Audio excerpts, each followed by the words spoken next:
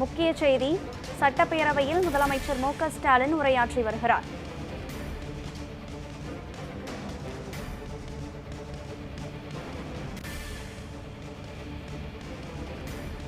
தகுதியான மகளிர் அனைவருக்கும் உதவித்தொகை வழங்க விரைவில் நடவடிக்கை எடுக்கப்படும் என்று முதலமைச்சர் மு.க. ஸ்டாலின் சட்டப்பேரவையில் தெரிவித்திருக்கிறார்.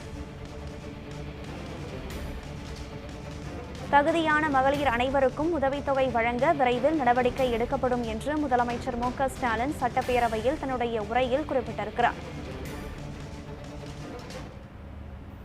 நம்முடைய மாண்புமிகு ஈஸ்வரன் அவர்கள் கலைஞர் உரிமை தொகையை பற்றி குறிப்பிட்டு சொல்லி ஏற்கனவே மாதந்தோறும் 1000 ரூபாய் வழங்கக்கூடிய அந்த திட்டத்தின் அடிப்படையில் 1,14,00,000 பேருக்கு அது வழங்கப்பட்டு கொண்டிருக்கிறது.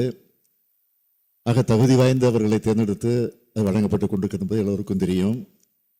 ஆனால் இன்னும் இதில் விடுபட்டு போயிருக்கிற செய்தியும் தொடர்ந்து வந்து கொண்டிருக்கிறது. அது அரசுக்கும் கவனத்துக்கு வந்திருக்கிறது. ஏற்கனவே இந்த அவையிலும் அது எடுத்துச் சொல்லப்பட்டிருக்கிறது. எனவே இதையெல்லாம் கருத்திலே கொண்டு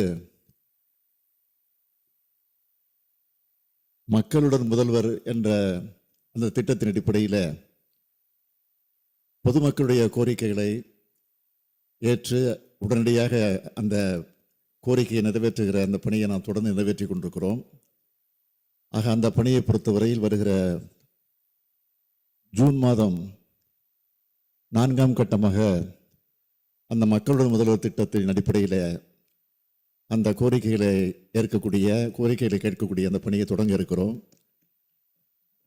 அப்படி தொடங்கப்படுகிற நேரத்தில் 9,000 இடங்களில் அது நடைபெறவிருக்கிறது.